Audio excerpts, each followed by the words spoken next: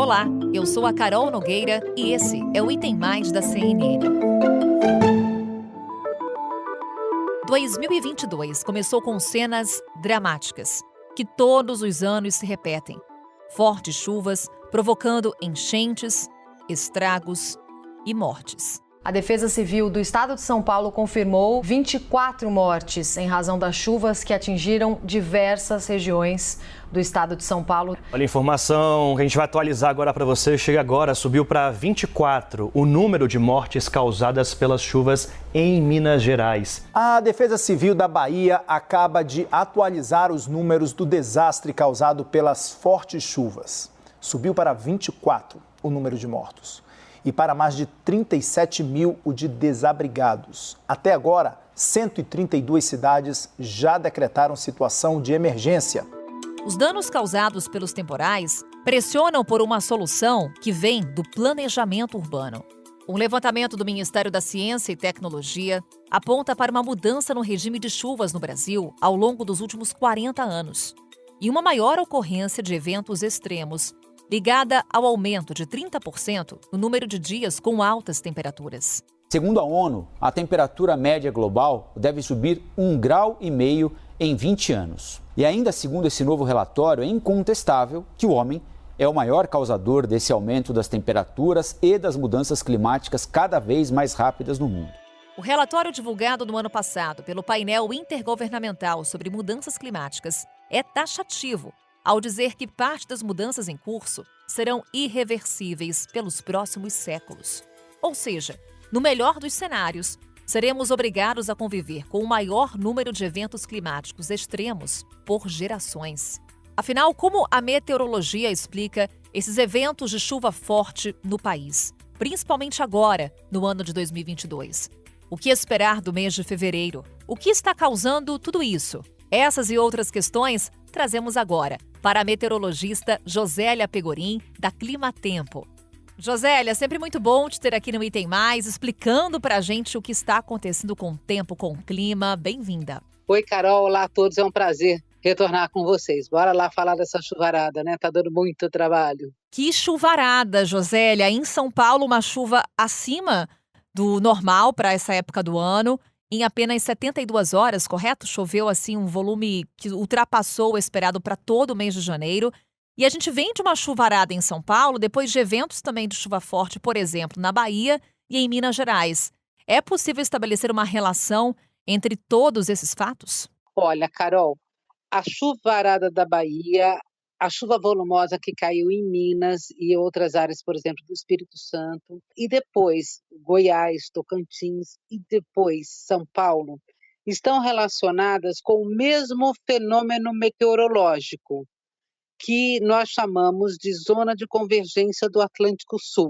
O que é isso? Visualmente, né, se você olhar uma imagem de satélite, por exemplo, você vai ver uma enorme faixa de nebulosidade, de nuvens de chuva, que se estendem desde a região norte do país, passam pelo centro-oeste e vêm para o sudeste do país. E normalmente estão associadas com uma frente fria que fica no oceano. Então você vai ver aquela enorme faixa de nuvens, né, sobre a América do Sul, mas particularmente em cima do Brasil, na verdade. Só que este é um sistema que não se forma no mesmo lugar o tempo todo, entendeu? Ao longo do verão, nós temos várias formações, vários episódios dessa zona de convergência. Então, lá na Bahia foi depois essa circulação se desfez, aí formou de novo, dessa vez mais centrada em cima de Minas, se desfez e aí formou de novo, só que dessa vez mais próxima do estado de São Paulo.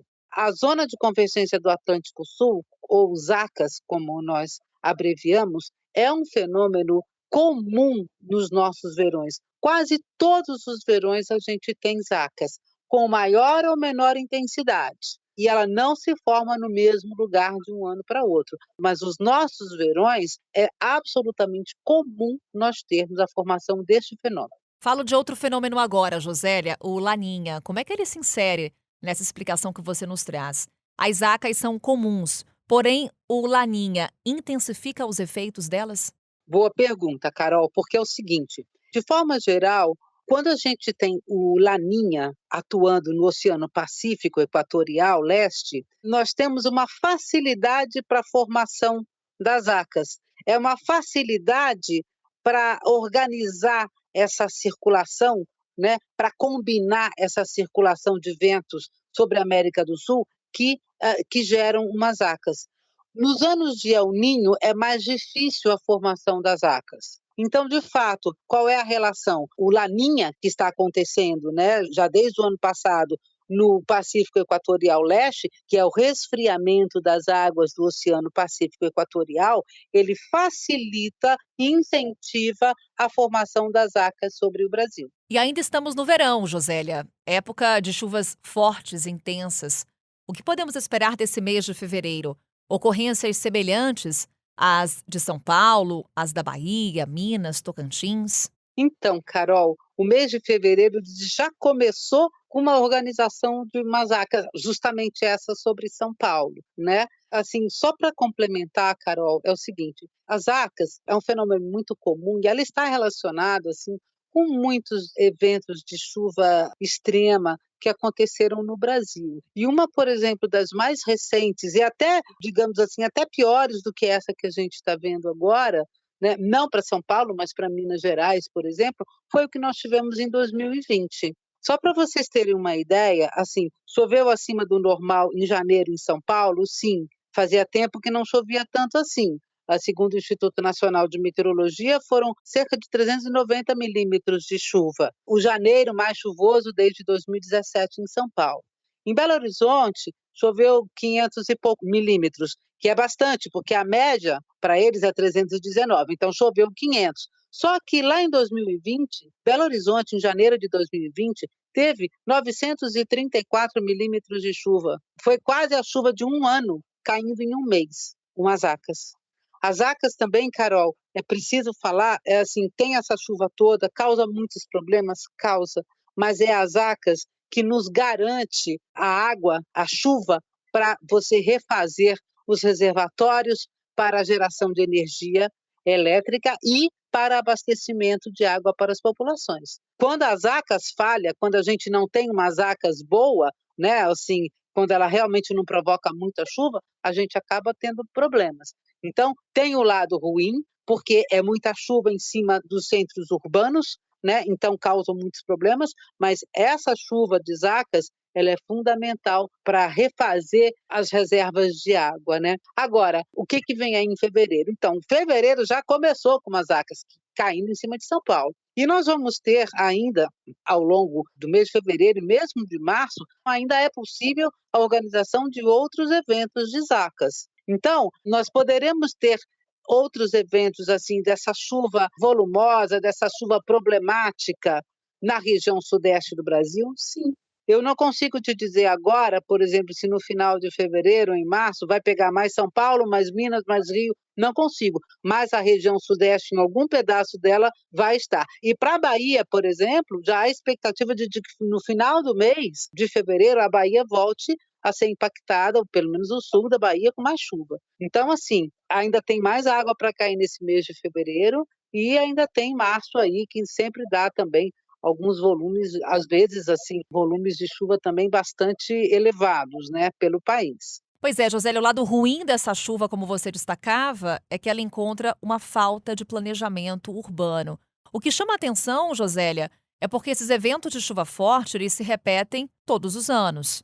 O que hoje a meteorologia, a previsão meteorológica consegue antecipar com relação a esses eventos para que as cidades se preparem e consigam fazer esse tipo de planejamento? Então, Carol, esse é um lado bastante importante que acho que é legal falar, né? Porque, veja, a previsão desse tipo de evento, desse tipo de situação, desse aumento vigoroso de chuva por alguns dias, está cada vez mais assertivo. Os meteorologistas conseguem hoje fazer previsões cada vez mais acuradas, né, para um período de 10 a 15 dias na frente. Então, esses eventos de chuva extrema que a gente teve, eles foram relatados com antecedência. Defesas civis já tinham sido avisadas. Agora, a gente recai sempre no mesmo problema. Esse tipo de chuva caindo numa cidade pequena, numa cidade grande, vai fazer estrago.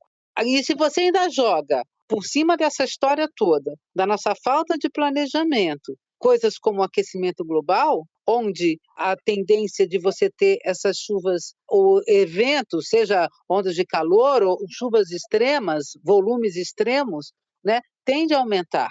Então, outras ACAs vão acontecer, muitos outros verões. A gente tem que realmente parar e começar a repensar a nossa forma de vida nas nossas cidades, o que a gente pode fazer, porque não vai ser o último verão da chuvarada, né? Já tivemos muitos e vamos ter ainda muitos outros. E é justamente nisso que a gente vai focar agora, nessa segunda parte do Item Mais. Obrigada, Josélia, pela sua participação na primeira conversa de hoje. Um grande abraço. Outro, Carol. Os temporais provocam danos que pressionam por uma solução que vem do planejamento urbano. As grandes cidades têm convivido há muito tempo com enchentes na temporada das chuvas de verão. Em São Paulo, por exemplo, parte das áreas vulneráveis têm sido as mesmas há mais de um século. O que falta para chegarmos a essa solução? Onde o planejamento urbano está falhando? Sobre isso, conversamos agora com Walter Caldana. Ele é professor de Arquitetura e Urbanismo da Universidade Presbiteriana Mackenzie, em São Paulo. Walter, muito obrigada por sua participação aqui no Item Mais. Eu já começo a nossa conversa com pergunta. Estamos fazendo aqui nesse episódio referência a eventos que se repetem todos os anos. Por que esse problema continua no nosso país, em grandes cidades principalmente? Olha, a gente continua tendo esse problema fundamentalmente por dois motivos, não é? O primeiro deles é que nós temos questões que dizem respeito a cotidiano, a manutenção, limpezas e etc, e etc. E temos um outro problema que é estrutural, que é diretamente ligado a questões de uso e ocupação do solo. E estes problemas estruturais, eu tenho dito com muita frequência, que quando a gente convive com um problema há 80, 70 anos, ele não é mais um problema, né? Ele é uma opção, a gente escolhe viver com ele, né? Porque não resolver alguma coisa em 80 anos é porque você escolheu não resolver. O quanto esses problemas que você descreve, Walter, refletem as questões sociais? De onde tem que partir a solução para essas questões? Então, veja, esse é o ponto que me parece mais importante. Quando eu digo que não é um problema, é uma opção, o que nós estamos falando? Nós estamos falando que a gente tem um problema sério de uso e ocupação do solo. E isso quer dizer o quê? Vamos traduzir, digamos assim. Ninguém mora em área de risco porque gosta de viver perigosamente. As pessoas moram em área de risco por necessidade. E essa necessidade vem da onde? Vem do custo da terra. E o custo da terra é diretamente relacionado à quantidade de infraestrutura que o poder público e a iniciativa privada conseguiram fazer lá. No Brasil, nós temos uma alta concentração de renda e temos uma alta concentração de infraestrutura, portanto. E essa alta concentração de infraestrutura faz com que a terra vá ficando cada vez mais cara em determinados pontos, a terra urbana, e, portanto, uma parcela cada vez maior da população não consegue morar onde tem infraestrutura e acaba indo morar onde não tem, onde tem pouca ou não tem, e aí vai morar no limite em áreas de risco. E a tragédia se estabelece todo verão há muito tempo. Tem como reverter isso? Sim, demanda vontade política, demanda mobilização social e demanda bons projetos. Walter, planejamento urbano. Quando falamos sobre esse assunto, logo nos vem à mente um projeto, um plano apresentado a uma cidade. Daí minha pergunta: faltam projetos no nosso país? Falta um olhar mais sensível para as questões urbanísticas? Ou o que falta é execução? Nós conseguimos contornar esse tipo de limitação com duas questões, como eu disse. De um lado, a vontade política e a priorização da solução e não a opção pelo convívio com o problema. E, de outro lado, com bons projetos. O que são bons projetos? Bons projetos são, acima de tudo, aqueles que respeitam as pessoas, as necessidades das pessoas e da sociedade, tanto individualmente quanto coletivamente, e respeitam a relação nossa, pessoas, com o meio ambiente. Então, nós precisamos, de um lado, ter o desejo e a ação, e, de outro lado, nós temos que ter os bons projetos. Por incrível que pareça, a parte dos bons projetos não é a parte difícil. Nós temos, inclusive, muitos. O que nos falta é a vontade política, é a compreensão de que nós temos que resolver o problema, nós não podemos continuar sendo lenientes, tolerantes com irmãos nossos, com cidadãos nossos brasileiros, sofrendo anualmente com esse problema, tendo altíssimos prejuízos e muitos, como vimos agora nas últimas 2 semanas de novo, perdendo a vida. Walter, há pouco conversávamos com a Josélia Pegorim e ela nos alertava sobre aquecimento global, mudanças climáticas, alertas que aumentam a nossa necessidade urgente de um planejamento urbano. Ou seja, planejamento urbano está atrasado. Qual o impacto dessa demora? Como oferecer também uma solução pensando já num curto prazo, Walter? Olha, quanto mais tempo a gente demora para enfrentar o desafio de superar a opção de conviver com o problema e enfrentar o problema, quanto mais tempo a gente demora, maior o problema fica. Por quê?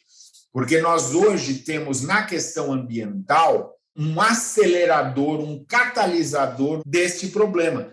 Então, se era um problema recorrente, conhecido de todos nós, como você disse, a Defesa Civil tem a condição de saber quais são as áreas de risco, elas estão todas mapeadas. Se já era um problema grave, ele vai se tornar, a cada ano que passa, gravíssimo, ainda mais grave. Então, nós não podemos mais adiar a vontade política de resolver. Agora, o bom projeto para resolver não é aquele projeto grandiloquente que o Brasil tem o hábito de fazer, que tenta acabar com todo o problema num tiro só.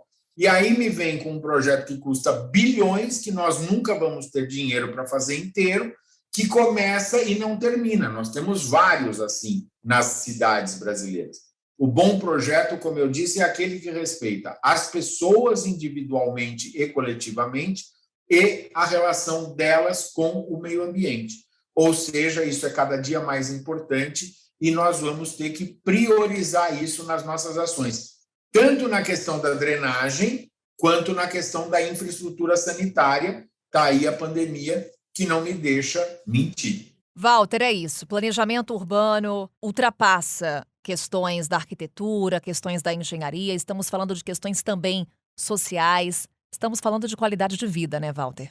Olha, eu gostaria de dizer, quando eu digo que o problema maior das enchentes, das inundações, dos alagamentos, é fundamentalmente ligado ao modelo de construção da cidade que nós temos, que produz mais desigualdade do que qualidade, eu estou dizendo que nós temos que sim priorizar projetos que respeitem e ataquem o problema da desigualdade, que nós consigamos fazer cidades menos desequilibradas, cidades menos desiguais, porque isso é uma maneira de nós conseguirmos elevar a qualidade de vida média. Eu não me canso de dizer que é o seguinte: numa cidade doente, que apresenta doenças graves, como problemas sanitários, como problemas de drenagem, como problemas de mobilidade e problemas de habitação, todos sofrem.